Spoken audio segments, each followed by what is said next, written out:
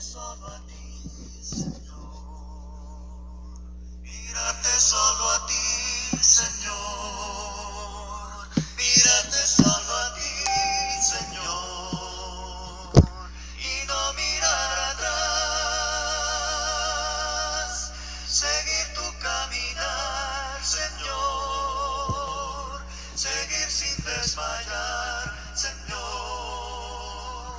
Mostrarme ante tu altar, Señor, y no mirar atrás. Seguirte solo a ti, Señor. Seguirte solo a ti, Señor. Seguirte solo a ti, Señor, y no mirar atrás. Seguir tu caminar, Señor. Seguir sin desmayar, Señor. Mostrarme ante tu altar, Señor, y no mirar atrás. Servirte solo a ti, Señor. Servirte solo a ti, Señor. Servirte solo a ti, Señor, y no mirar atrás. Seguir tu caminar, Señor. Seguir sin desmayar, Señor. Mostrarme ante tu altar, Señor, y no mirar atrás. Amarte solo a ti, Señor. Amarte solo a ti, Señor.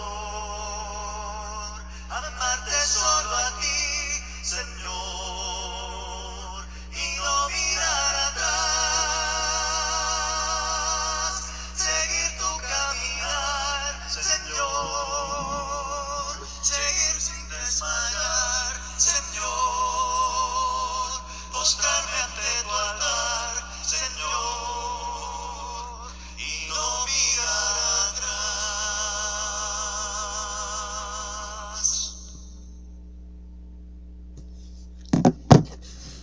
Pero nosotros esperábamos. Es una frase que comúnmente utilizamos cuando las expectativas, cuando los planes, los sueños o los propósitos que esperábamos llevar a cabo no se cumplen tal como nosotros lo habíamos esbozado. Lo que estamos pasando en esta pandemia es un ejemplo claro de esto. Cuando hace ya casi 7 meses empezó el asunto, muchos de nosotros pensábamos después de algunos días, semanas, que finalmente de una u otra manera iba a haber solución a través de una vacuna o a través de que se acabara el virus o que se acabara la situación problemática que estaba afectando primeramente la salud de mucha gente, pero después a lo largo del tiempo nos dimos cuenta que no solamente fue la salud, impactó la economía, impactó el asunto emocional, impactó el asunto incluso espiritual de muchos de nosotros. Y confiábamos y decíamos al principio, esperamos que esto pronto acabe, esperamos que pronto ya acabe. Pasó un mes y decíamos, bueno, tal vez mayo, y pasó mayo, y bueno, tal vez junio, y total que aún ni siquiera tenemos la certeza de qué es lo que va a pasar o cuándo va a terminar esta situación o cuándo vamos a volver tal vez incluso a una nueva normalidad. Pero lo cierto es que cuando no se cumplen las expectativas, generalmente viene el desánimo, viene la desilusión. Y en el pasaje que estaremos tocando el día de hoy, creo que es un ejemplo claro de lo que pasó allá después de la resurrección, de lo que pasó y que tiene que ver con el título del mensaje, el camino a Emaús. Y el versículo 21 en particular es el que habla, dentro de todos los detalles que vamos a tratar de estar desglosando, de estar analizando, dentro de todos los versículos, especialmente es ese. Cuando ellos respondieron, ellos no sabían que era Jesús, en ese momento todavía no sabían. Pero dice, nosotros esperábamos que Él era el que había de redimir a Israel. Y luego siguen ahí contando que no solamente ya había sido crucificado, sino que había sido enterrado, aunque, y después siguen hablando ahí al respecto. Pero vale la pena, me encantó esta reflexión y la quiero compartir porque de alguna manera resume lo que estoy hablando y que es, entre otras cosas, la reflexión. Tiene muchos detalles, hay mucho material, es un mensaje que deberíamos cada uno desglosar en gran manera y analizar y reflexionar incluso cada uno de los versículos, porque de verdad es una enseñanza fantástica esta del camino a Emaús. Habían perdido a un amigo, es decir, más que un compañero. Él era el maestro, el guía, el inspirador, el que había cambiado sus vidas de simples rutinarios trabajadores en hombres con visión, con esperanza y con propósito. ¿Cómo podían olvidarse de esos hechos tan maravillosos? Habían visto a las multitudes escuchándole con reverencia y admiración, habían percibido con sus propios ojos hechos imposibles, habían observado la resurrección de Lázaro, la sanidad de muchísimos enfermos incurables. Aquella tarde iban caminando a la aldea de Emaús. La conversación entre ellos parecía en realidad dos monólogos aislados. Uno decía, no lo puedo creer. El otro repetía, como un disco rayado, es increíble, ¿quién lo hubiera dicho? El otro le contestaba, pensara que hasta hace pocos días creíamos que todo iba a ser tan distinto. Así fue de esa manera. Cuando empezó 2020, enero, febrero, todos teníamos grandes expectativas en cuanto a sueños, en cuanto a metas, en cuanto a propósitos de llevar a cabo en el año, y después paulatinamente todo se fue enfriando, se fue apagando. ¿Te acuerdas lo que dijo? Claro, él dijo tantas cosas asombrosas. De pronto, un individuo se acerca a los dos hombres y empieza a caminar con ellos. Los ha saludado con el tradicional shalom. Es posible que los alcanzara para emparejarles el paso, pero no abruptamente, sino con discreción. Al principio no dice nada, todo lo que hace es transitar en silencio y escuchar a los dos viajeros. El desconocido, el mismo Nazareno, caminaba con ellos. Es probable que no necesitaba ir a Emaús, pero sí tenía el deseo en su corazón de animar a estos dos discípulos. El caminante se interesa por estos dos hombres que no son ricos ni famosos y que no tienen poder político ni de ningún tipo. De pronto, el transeúnte interrumpe su silencio y pregunta como a boca de jarro, ¿qué conversaciones son estas que tenéis entre vosotros y por qué están tristes? Aquí nadie está triste, responden los dos hombres al unísono, tratando de secarse un poco lágrimas con el dorso de la mano. Se sonríen como para mostrar una alegría que no tenían. Trataban de negar algo que sus rostros claramente delataban. Los dos individuos miran ahora al desconocido, pero es como si un filtro especial estuviera puesto delante de sus ojos. No reconocen su aspecto físico, ni tampoco evocan su voz. Aparte de esto, la vista de ellos era completamente normal. Podían ver el camino, los pocos arbustos y las montañas en la distancia sin problemas. Cleofas es una de esas personas que se irrita rápidamente, un poco rudo e impaciente, así que replica, ¿eres tú el único forastero en Jerusalén? El aludido le contesta, ¿qué cosas? Qué increíble que muchas de estas circunstancias, muchas de esas situaciones que pasaron ahí en el camino a Emaús, son cosas que tienen gran aplicación a nuestras vidas hoy en día, porque sobre todo pues somos seres humanos que sentimos, somos seres humanos que anhelamos, somos seres humanos que soñamos o creemos en muchas posibilidades, muchas cosas, y cuando estas no se van desarrollando, qué tremendo es que el desánimo, la desilusión, incluso cuando llega la desesperanza, esta nos deprime de tal manera, nos apachurra, por usar un término coloquial aquí en México, de tal forma que de verdad cambiamos nuestra actitud, cambiamos nuestro carácter. Puede en un momento casi ser lágrimas, sufrimiento, y en otro momento hasta explotar en momentos de ira, de enojo. ¿Qué cosas?, preguntó el forastero. Sigue entonces la extensa respuesta de ellos: de Jesús Nazareno, que fue varón, profeta, poderoso en obra y en palabra delante de Dios y de todo el pueblo, y cómo le entregaron los principales sacerdotes y nuestros gobernantes a sentencia de muerte y le crucificaron. Es lo que habla capítulo 24, versículo 19. Ahora el tono de la voz de Cleofas cambia. Habla en voz muy baja y como para que si hubiera cerca otro caminante no pudiera escuchar. Con un tono grave y haciéndose un gesto con sus ojos expresando duda, prosigue: hay un rumor, unas mujeres nos han dicho. Se hace una pequeña pausa y se cercioran de que nadie esté escuchando. De inmediato agregan: no hallaron su cuerpo, dicen que él vive. Llegaron por fin a la villa de Maús y el caminante hizo como que seguía de largo. Lucas 24:28. El compañero de Cleofas asume la iniciativa: amigo, nuestra casa es humilde, pero está a su disposición. No necesita irse. Nos gustaría mucho seguir conversando con usted de estos temas. Nosotros no somos ricos, pero el Dios de Israel siempre nos ha provisto lo necesario. El lugar no es muy grande, pero con mucho gusto nos arreglaremos y usted tendrá un lugar confortable para pasar la noche.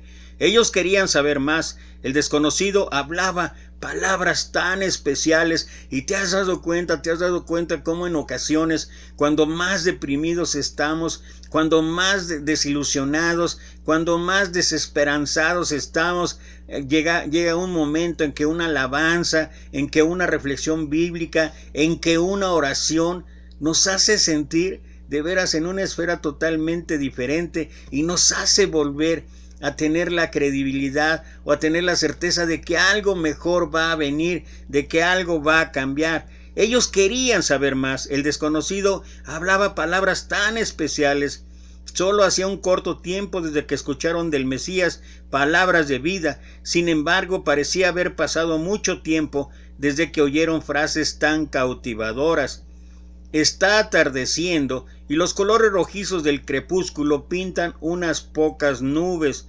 El sol ha seguido bajando y solamente un pequeño halo dorado se ve en el horizonte entre las montañas. Muy pronto todo será oscuridad. La noche siempre es fría, oscura y peligrosa. El forastero por fin es convencido y entra ahí en la morada.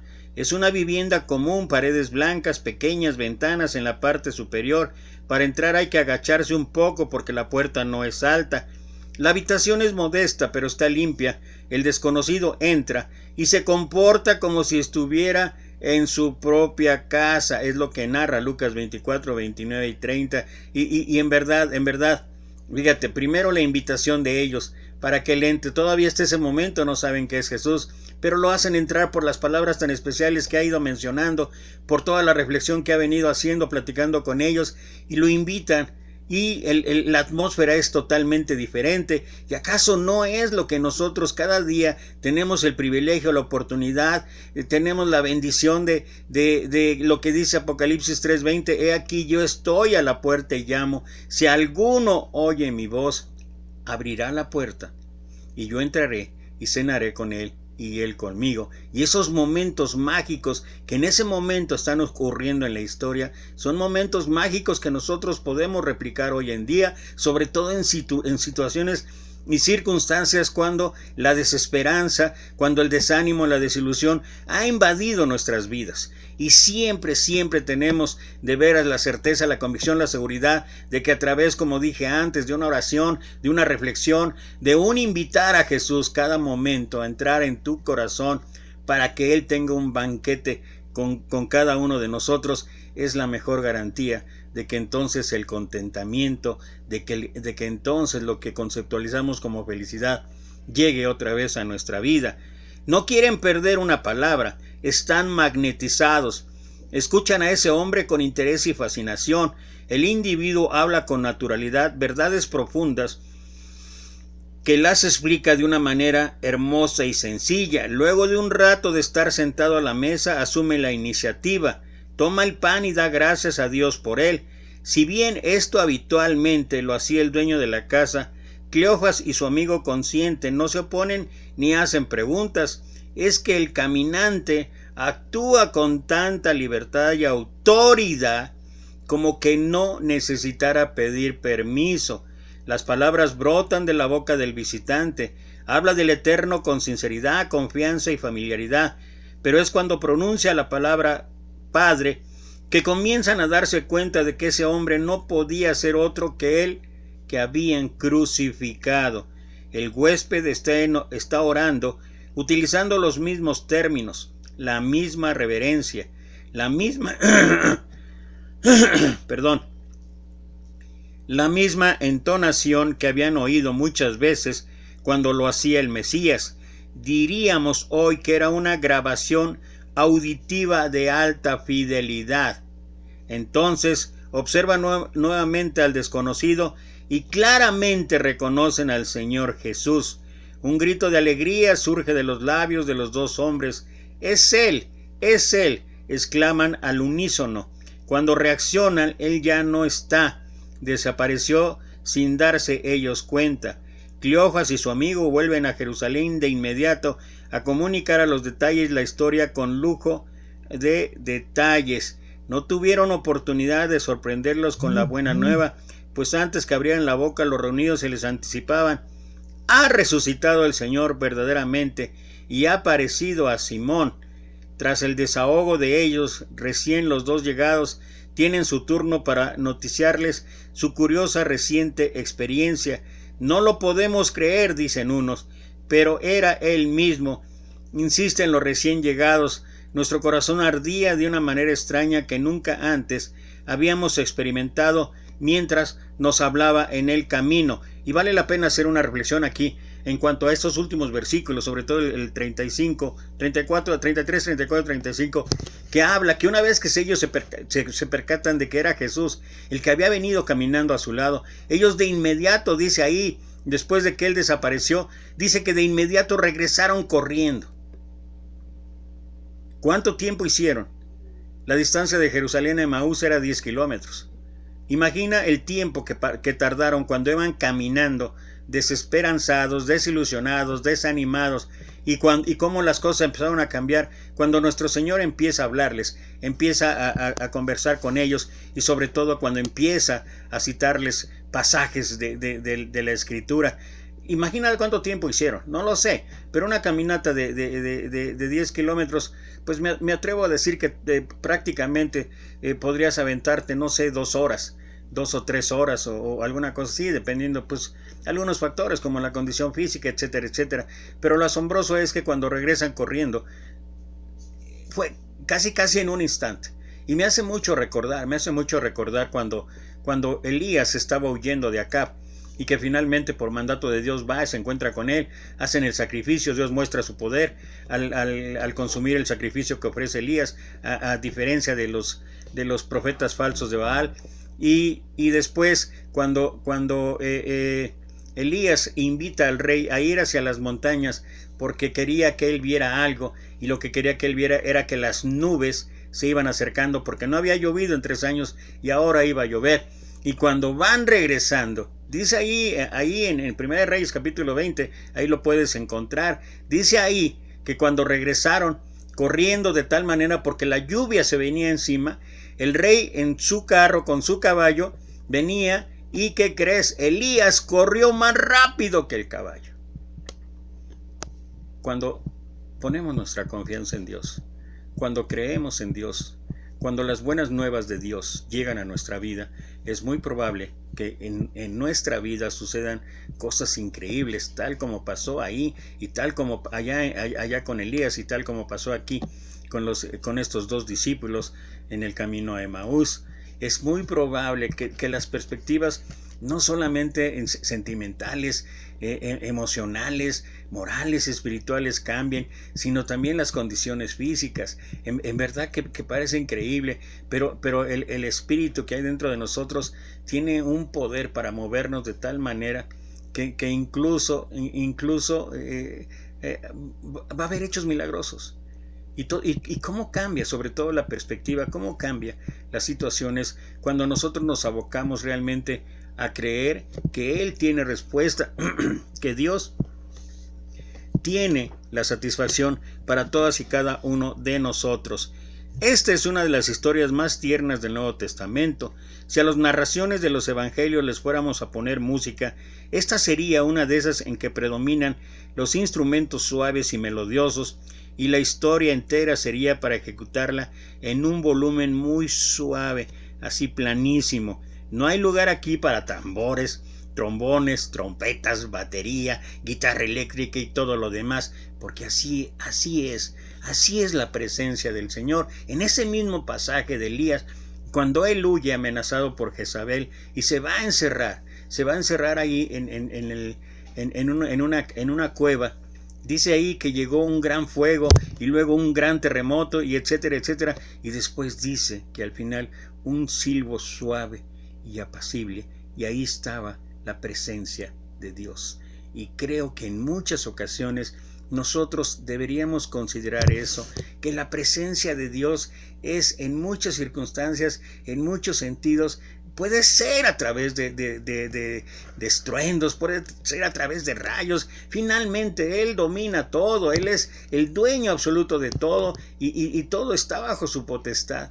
Pero hay veces en un silbido suave y apacible es como nos habla Dios. A veces en la oración de un pequeño, a veces en el escuchar alguna reflexión bíblica, es simplemente a veces al abrir la escritura y leer algún salmo. De esa manera suave, delicada, pero poderosa, es que Dios nos va a hablar. Es que Dios nos va a indicar qué es lo que está pasando y qué es el plan de Él para nuestra vida.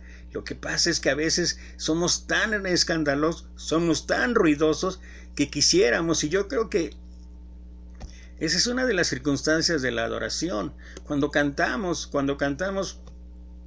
y lo hacemos a capela, y lo hacemos de veras con un sentimiento que viene desde el profundo del corazón, ¿para qué necesitamos? ¿Para qué necesitamos cosas estruendentes? ¿Para qué necesitamos piano, batería? Independientemente de lo que sea tu pensar.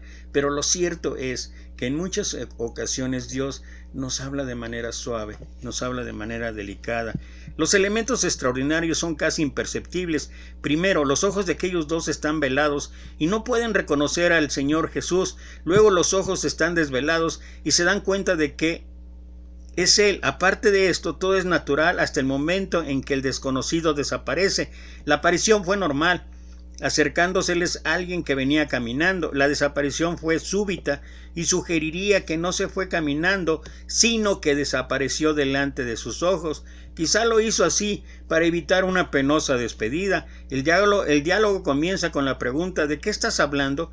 En general, la mayoría de nuestras conversaciones siempre son en torno a nuestros problemas, a nuestra familia, a nuestro trabajo, tal vez incluso a entretenimientos o deportes favoritos, y cuando no hay más que hablar, pues hasta a veces estamos hablando del estado del tiempo.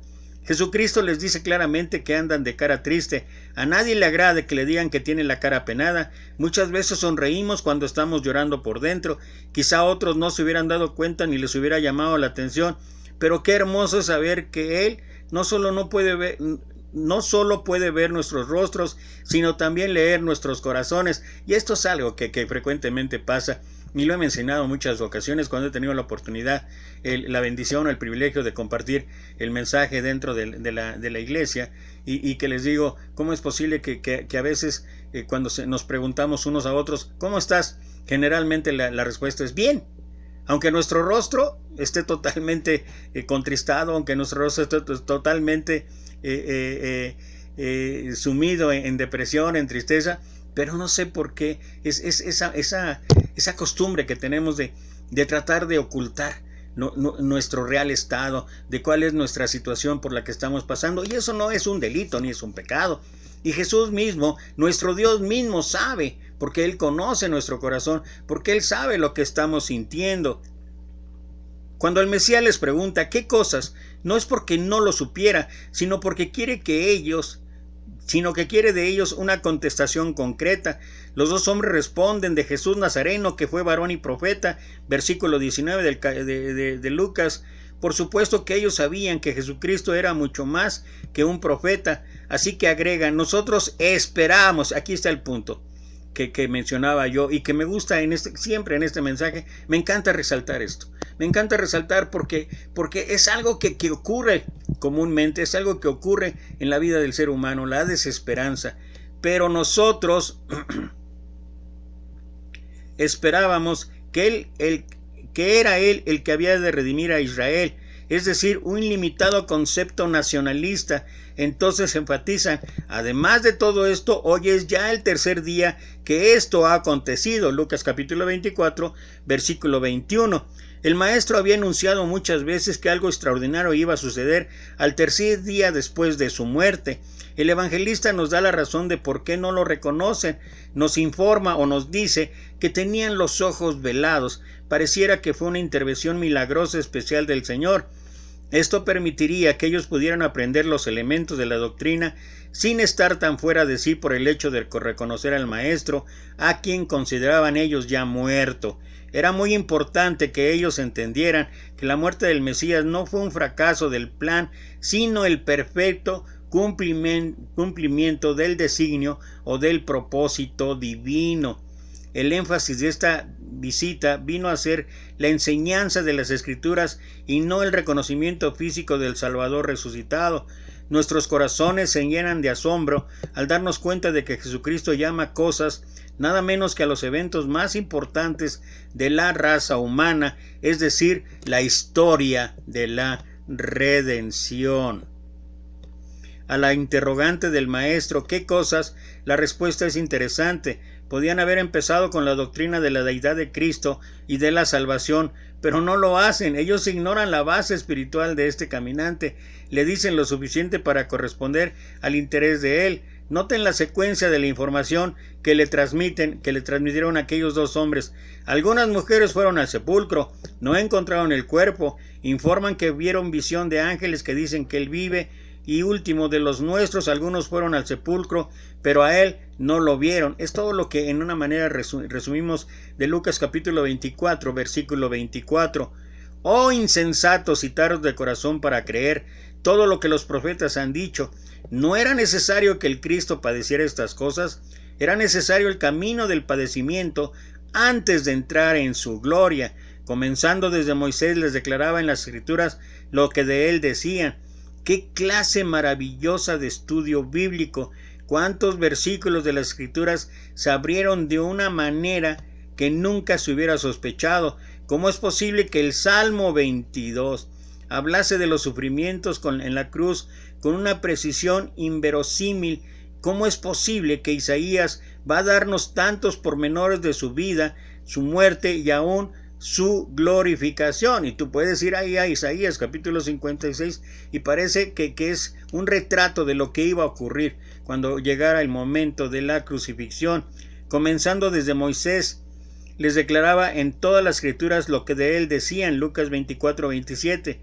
¡Qué precioso! Tomó el libro de Ruth, de Daniel, los Salmos, los profetas menores y los mayores, y le mostró cómo todos ellos hablaban de él. Luego leemos que él hizo como que iba más lejos. Versículo 28 del capítulo 24. No actuó fingiendo como engañándoles, sino para provocar la invitación. Reiteraba yo que siempre es así. Dios tiene el poder para entrar en nuestras vidas. Dios tiene el poder para determinar lo que va a pasar en nuestras vidas, queramos o no queramos, pero no lo hace así. Aunque Él es el dueño, y ya mencioné en Apocalipsis 3:20, he aquí, yo estoy a la puerta y llamo. O sea, Él va a provocar que nosotros invitemos a Jesús, pero no lo va a hacer por la fuerza. Y ese es un buen punto de reflexión para cada uno de nosotros, que constantemente, tal vez porque la gracia, la misericordia, la compasión de Dios está tan a la mano, está tan accesible, está para cualquiera que la quiera utilizar, que por eso muchos de nosotros la estamos constantemente rechazando. No, ellos le obligaron a quedarse, dice ahí, El Señor quería una respuesta afirmativa y definitiva de ellos. Nos podemos imaginar el rostro del forasteo escuchando las palabras: quédate con nosotros.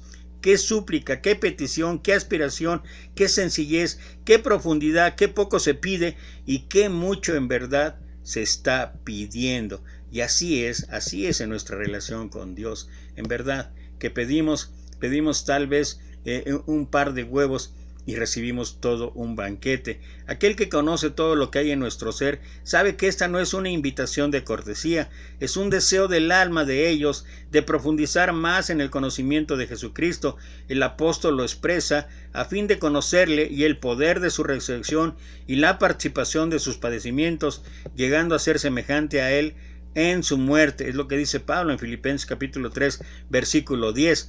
Uno de los salmos de los hijos de Coré nos dirá: como el ciervo brama por las corrientes de las aguas, así clama por ti, oh Dios, el alma mía. Mi alma tiene sed de Dios, del Dios vivo. Salmo 42, versículo 1 y 2. Nos deja asombrados cuando pensamos que es nada menos que el Rey y Creador del universo quien se detiene a reposar en una morada sencilla con dos personas que se ha encontrado en el camino. Sucede algo parecido cuando un amigo nos invita a almorzar y nos excusamos por muchos trabajos pendientes, pero si la persona insiste, aceptamos y después quedamos muy contentos porque accedimos a la invitación a pesar de que diferimos tareas que no se esperaban. Si pudiéramos ver la faz de Jesucristo en ese momento, veríamos un rostro complacido, lleno de gozo y de amor por estos dos discípulos. La frase quédate con nosotros se ha utilizado en múltiples himnos. Es la oración del creyente pasando tiempos de dificultad. Se basa en la promesa de que Él está con nosotros todos los días de nuestra vida hasta el fin del mundo. Es lo que acaba el versículo 20 de Mateo 28. Yo estaré con vosotros todos los días hasta el fin del mundo. Luego aprendemos qué aconteció, que estando sentado con ellos a la mesa, tomó el pan y lo bendijo, lo partió y les dio. Lucas capítulo 24, versículo 30. Si los objetos inanimados como el pan pudieran hablar, nos dirían: qué privilegio ser tomado por las manos de Jesucristo resucitado. Esas manos que fueron perforadas en la cruz, esas manos de las cuales nadie nos puede apartar. Es decir, le dio gracias al Eterno por ese pan. El texto no nos informa qué fue exactamente lo que dijo, pero fue lo mismo que cuando instituyó su cena en la última Pascua que comió con sus discípulos. Por supuesto que al dar gracias por el pan, la gratitud a Dios era algo más que importante que ese pan que tenía delante de él. ¿Cómo podría tomar pan sin pensar en su significado como cuerpo del Cordero de Dios? Cada vez que en la cena del Señor participamos del pan, estamos dando gracias por su encarnación, pero también por su redención a nuestro favor. Recordamos las palabras de Hebreos capítulo 10, versículo 5, por lo cual entrando en el mundo, dice, sacrificio y ofrenda por el pecado, no quisiste más, me preparaste cuerpo. ¿Por qué el Señor escogió aparecer a estos dos hombres que no eran del grupo de discípulos que consideramos más importante? Quizá parte de la respuesta es que aquellos que nosotros consideramos importantes no siempre lo son.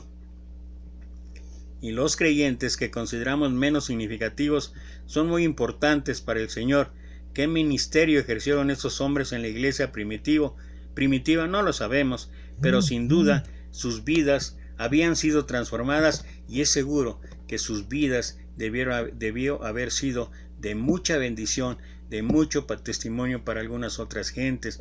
Generalmente hoy en día que nos dejamos llevar más por la altura del predicador, del ministro o del maestro, nos dejamos llevar más por aquellas medallas colgadas a través de sus exposiciones bíblicas, a través de sus grandes discursos, y entonces pensamos que solamente esa clase de gente está más próxima a Dios, está más cercana a Dios, y la verdad es que la historia nos ha mostrado, al menos yo lo puedo decir de manera particular, después de 30 años en el ministerio, he visto gente que no predica, he visto gente que no realiza algunas otras labores dentro de una iglesia, dentro de una congregación, pero he visto gente que su testimonio es un testimonio vivo, es un testimonio andante del poder de Dios, de la gracia de Dios, y que a través de ese testimonio de su propia vida mucha gente ha llegado a los pies del Señor.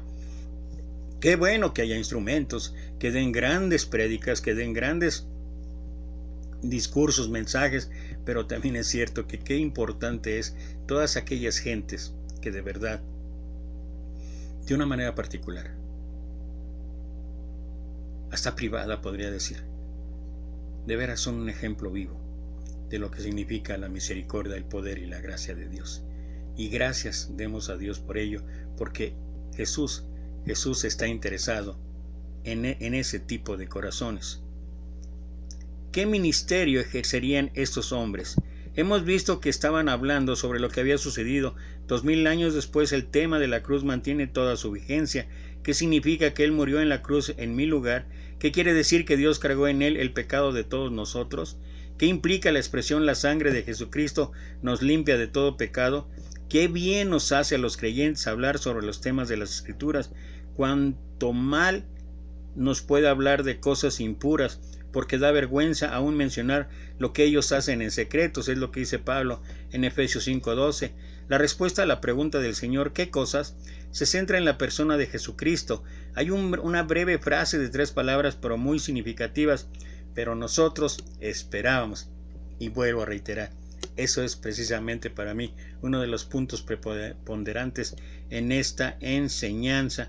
Luego de la introducción, los 2 discípulos se animan a expresar su opinión y posición, aunque los principales, y ahí sigue hablando, en sentido figurado, la Iglesia del Señor, todos los creyentes en todo el mundo se encuentran en la misma expectativa que estos 2 discípulos. Miramos a nuestro alrededor y vemos indiferencia hacia las cosas eternas y en muchos lugares persecución al punto de que los cristianos incluso pueden ser asesinados. Pero igual que los discípulos nosotros podemos decir, pero nosotros esperamos, no esperábamos, nosotros esperamos, cambia el tiempo.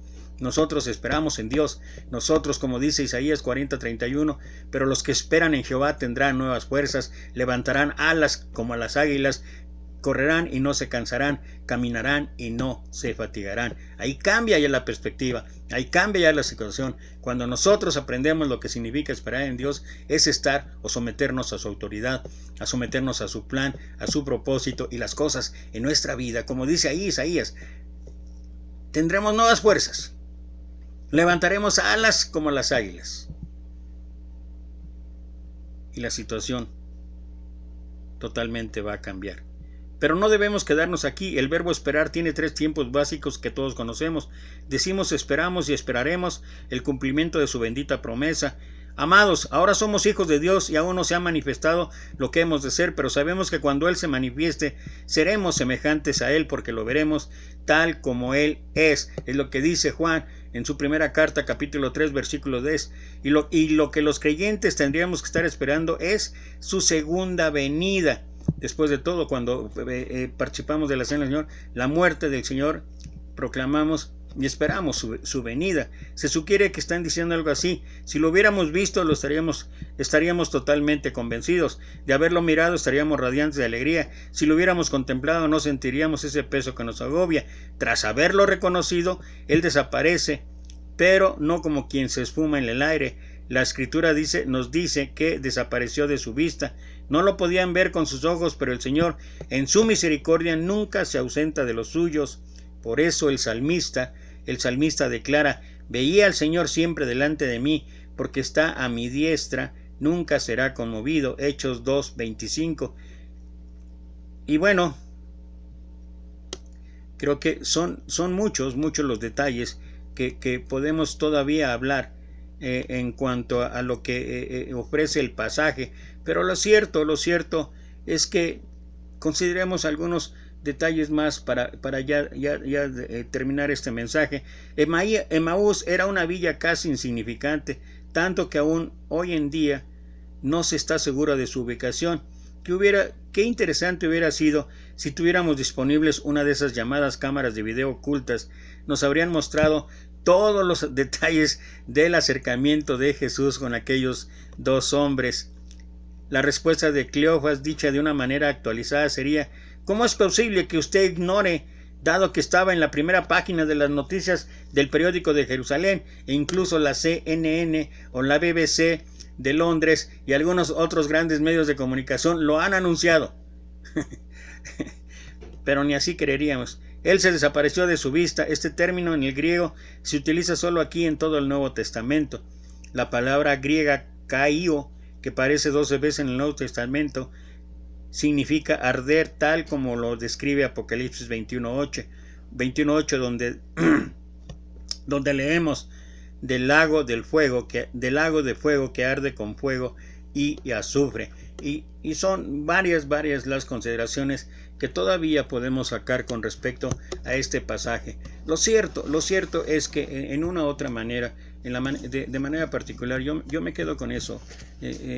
Cómo es que a través de este pasaje el Señor muestra una vez más que aun cuando nuestras expectativas, que aun cuando nuestros sueños, nuestros planes, nuestros propósitos no se hayan cumplido o no se estén cumpliendo, aun a pesar de que todas esas circunstancias nos lleven en un estado de desánimo, de desaliento, que nos hundan en una profunda tristeza o en una angustia o en un miedo, no temor, un miedo de no saber qué es lo que nos depara el día de mañana. Lo cierto es que a través de todo este pasaje nos damos cuenta cómo nuestro Señor, a través de la Escritura, a través de su propia presencia, nos da la certeza de que siempre Él estará con nosotros, de que siempre Él tiene el control de las cosas, y aunque tu vida o mi vida o nuestra vida no estemos realmente convencidos en cuanto a lo que va a pasar, en cuanto a lo que es lo que viene, sobre todo regresando a estos tiempos que estamos pasando de aflicción, de pandemia, lo cierto es que, y con esto termino, Isaías 41:10 dice: no temas, porque yo estoy contigo, no desmayes, porque yo soy tu Dios que te esfuerzo, siempre te ayudaré, siempre te sustentaré con la diestra de mi justicia. En Él confiamos y en Él esperamos. Que Dios te bendiga.